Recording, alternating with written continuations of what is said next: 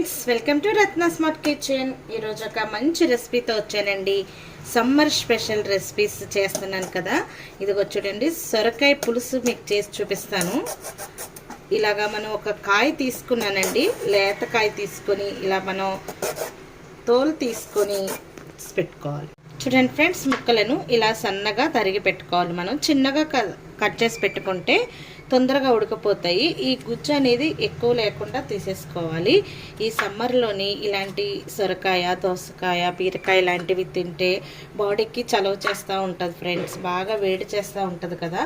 అలాంటి టైంలో ఇలాంటి సొరకాయ పులుసులు అవి పెట్టుకున్నామంటే బాడీ ఎంతో చల్లగా ఉంటుంది. ఎక్కువ వేడి చేసేవి తినకుండా ఇలాంటివి తింటూ ఉంటే బాగుంటుంది ఫ్రెండ్స్.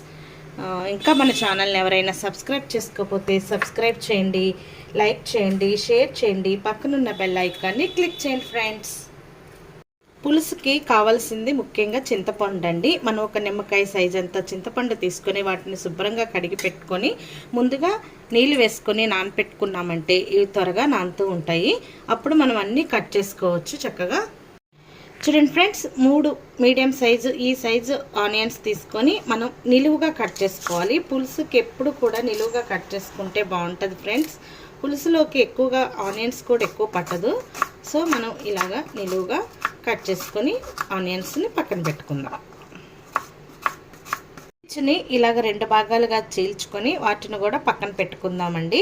పులుసులోకి ఇలా పొడవుగా నిలువుగా చీల్చుకుంటేనే టేస్ట్గా ఉంటాయి. సో వాటిని కూడా పక్కన పెట్టుకున్నాక ఒక 4 టమాటాలు తీసుకొని వాటిని కూడా కట్ చేసుకుంటున్నాను. ఈ కట్ చేసేటప్పుడు మనం ఈ పొట్టు అనేది తీసేయాలండి. ఉల్లిపాయలకైనా, పచ్చిమిర్చికైనా, ఇలా టమాటాలకైనా, దేనికైనా సరే వాటిని తీసేయాలి. ఎందుకంటే అవి వాటి ద్వారానే మనకి కెమికల్స్ వేస్తూ ఉంటారు కదా, పండించేటప్పుడు లోపలికి వెళ్తూ ఉంటాయి. సో వాటిని తీసేసి శుభ్రంగా క్లీన్ చేసుకుంటే మనకి ఏ హాని అనేది ఉండదండి. తీసుకోకుండా కట్ చేసేస్తే అందులో లోపల కెమికల్స్ ఉండిపోయి మనం వండుకునేటప్పుడు ఆ పదార్థాల్లో కలిసిపోయి మనకి అనారోగ్యాన్ని కలుగచేస్తాయి అన్నమాట. తప్పకుండా ఈ టిప్ని పాటించండి ఫ్రెండ్స్. ఒక వెడల్పాంటి బాండీ కానీ లేకపోతే పాత్ర కానీ ఏదైనా పెట్టుకోవచ్చండి. ఇలాంటి వెడల్పాటి పెట్టుకుంటేనే చక్కగా వస్తాయండి. తర్వాత మనం ఆయిల్ అనేది యాడ్ చేసుకోవాలి. ఒక 3 టేబుల్ స్పూన్ల వరకు ఆయిల్ అనేది యాడ్ చేశాను. హీట్ ఎక్కిన తర్వాత తాలింపు దినుసులన్నీ వేసుకోవాలండి. 1 టేబుల్ స్పూన్ వరకు తాలింపు దినుసులు వేసుకొని తర్వాత వెల్లుల్లిపాయలు వేసుకోవాలి. వెల్లుల్లిపాయలు వేసుకుంటే పులుసులోకి చాలా బాగుంటాయి. తర్వాత సన్నగా తరిగి పెట్టుకున్న ఆనియన్స్ యాడ్ చేసుకోవాలి. ఇందాక క్లిప్లో మర్చిపోయానండి, ఒక ఎండుమిర్చి కూడా వేసుకుంటే పులుసులోకి బాగా అనిపిస్తుంది. మీరు ముందుగానే తాలింపులు వేసుకున్నప్పుడు ఎండుమిర్చి కూడా వేసేసుకొని అప్పుడు ఆనియన్స్ అవి వేసుకుంటే బాగుంటుంది ఫ్రెండ్స్. ఇలా గోల్డెన్ బ్రౌన్ వచ్చేంత వరకు మూత పెట్టుకొని మనం వేయించుకుంటూ ఉండాలి. ఇదే సమయంలో కరివేపాకు కూడా వేసుకోవాలి. పులుసు అంటేనే కరివేపాకు ఉంటేనే చాలా రుచిగా అనిపిస్తుంది. చూడడానికి లుక్ కూడా చాలా బాగుంటుంది ఫ్రెండ్స్. చూడండి ఫ్రెండ్స్, ఇలా ఎర్రగా వేగిపోయినాయి కదా. ఇలా ఎర్రగా వేగిన తర్వాత మనం ముందుగా కట్ చేసి పెట్టుకున్న టమాటా ముక్కలను యాడ్ చేసుకోవాలి.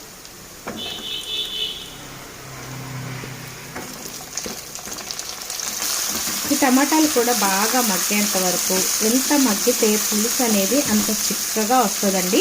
మనం ఇందులో ఏ మసాలాలు యాడ్ చేయము, ఉత్తి ధనియాల పౌడర్ అండ్ జీలకర్ర పౌడర్ యాడ్ చేస్తాము. ఎందుకంటే పులుసులోకి ధనియాల పౌడర్ కానీ జీలకర్ర పౌడర్ కానీ వేసుకుంటే చాలా చాలా టేస్ట్గా ఉంటాయి అన్నమాట. అందుకనే నీకు అసలు ఏ మసాలాలు యాడ్ చేయకుండా ఉత్తి ధనియాల పౌడర్ అనేది జీలకర్ర పౌడర్ 2 కలిపి వేస్తాను. ఈ టమాటాలు మగ్గేంత వరకు మూత పెట్టుకొని మగ్గించేసుకుందాం.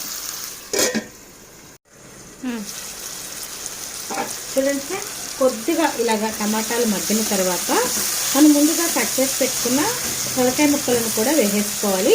ఈ సొరకాయ ముక్కలు, ఈ టమాటాలు, ఉల్లిపాయలు కూడా మగ్గుతూ ఉంటాయి. అందుకని తొందరగానే కొద్దిగా మగ్గిన తర్వాతనే ఈ సొరకాయ ముక్కలను కూడా వేసేసుకుందాం.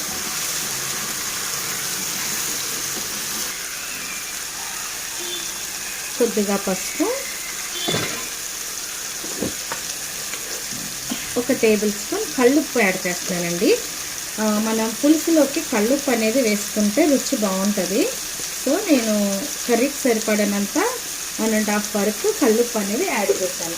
ఎందుకంటే సాల్ట్ కంటే కల్లుప్పు అనేది కొద్దిగా తక్కువగా వేసుకోవాలి. మనం సాల్ట్ వేసినట్టుగా ఎక్కువగా వేసేసుకున్నాం అనుకోండి, ఉప్పు ఎక్కువ అయిపోతుంది. సో చూసుకొని వేసుకుందాం. ఇవి బాగా కలుపుకొని మూత పెట్టుకొని బాగా మగ్గించుకోవాలి. ఇలా మూత పెట్టుకొని ఒక 5 నిమిషాల వరకు, అంటే ముక్క మెత్తపడేంత వరకు మనం మధ్య మధ్యలో మూత తీసుకుంటూ కలుపుకుంటూ మగ్గించుకుందాం. చూడండి ఫ్రెండ్స్, ముక్క చాలా మెత్తగా బాగా ఉడికింది కదా. ఇదిగోండి, మీకు తెలిసిపోతుంది. మీరు ఇలా మగ్గించుకుంటే తొందరగా పులుసు అనేది అయిపోతూ ఉంటుంది. మనం మగ్గించుకోకుండా త్వరగా అన్నీ వేసేసుకున్నాం అనుకోండి, ఉడకడానికి చాలా టైం పడుతుంది. ఇదిగోండి, మీకు గరిటెతోటి ఇలా అంటే 2 ముక్కలు అయిపోతుంది కదా. ఇలా మెత్తగా అయ్యేంత వరకు మనం ఉడికించుకున్న తర్వాత అన్ని ఇంగ్రీడియంట్స్ ఇందులో యాడ్ చేసేసుకుందాం.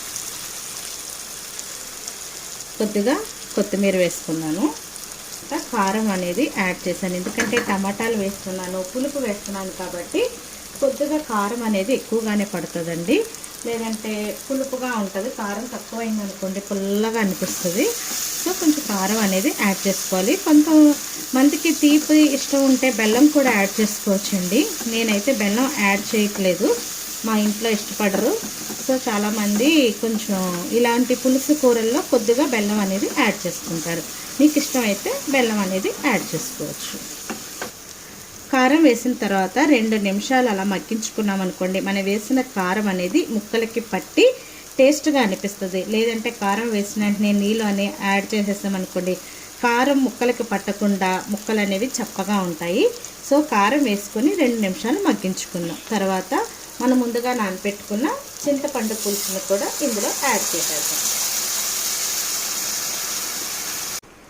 ఇలా చింతపండు పులుసు వేసిన తర్వాత మనం 1 గ్లాస్ వరకు వాటర్ అనేది యాడ్ చేసుకుందాం. ఎందుకంటే పులుసు కదా, అందుకని కొంచెం వాటర్ యాడ్ చేసుకొని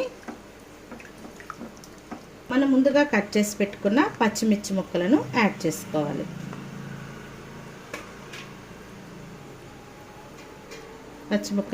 ముక్కలు యాడ్ చేసేసిన తర్వాత ఒక 5 నిమిషాల వరకు పులుసును మగ్గించుకున్నామండి మూత పెట్టుకొని. చూడండి ఫ్రెండ్స్, ఇలాగా కొంచెం దగ్గరగా అయ్యాక 1 స్పూన్ వరకు ధనియాల పొడి, 1/2 టేబుల్ స్పూన్ జీలకర్ర పొడి వేసి ఇంకొక 2 నిమిషాలు మగ్గించుకొని దింపేసుకుందాం.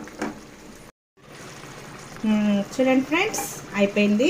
ఆయిల్ కూడా పైకి తేలిపోయిందంటే కర్రీ అయిపోయినట్లు. ఇంకా మనం ఫైనల్గా కొత్తిమీరతో గార్నిష్ చేసుకుంటే ఎంతో రుచికరమైన ఆంధ్ర స్పెషల్ సొరకాయ పులుసు, సమ్మర్ స్పెషల్ సొరకాయ పులుసు రెడీ అయిపోయింది. ఇలాంటి రెసిపీస్ కావాలంటే మన రత్న స్మార్ట్ కిచెన్ని సబ్స్క్రైబ్ చేయండి, లైక్ చేయండి, షేర్ చేయండి, పక్కనున్న బెల్ ఐకాన్ని క్లిక్ చేయండి ఫ్రెండ్స్. చూసారా, పులుసు కూడా ఎంత చిక్కగా వచ్చిందో. ఈ టైంలోనే మీరు అన్నీ చూసుకొని నాకైతే సరిపోయినాయి. మీరు కూడా ఒకసారి చెక్ చేసుకోండి, ఉప్పు ఏదైనా తక్కువగా అనిపిస్తే యాడ్ చేసుకుంటే సరిపోతుంది. అంతే ఫ్రెండ్స్, ఎంతో రుచికరమైన సొరకాయ పులుసు రెడీ అయిపోయింది. మరొక మంచి వీడియోతో మీ ముందుకు వస్తాను ఫ్రెండ్స్. అంతవరకు బాయ్.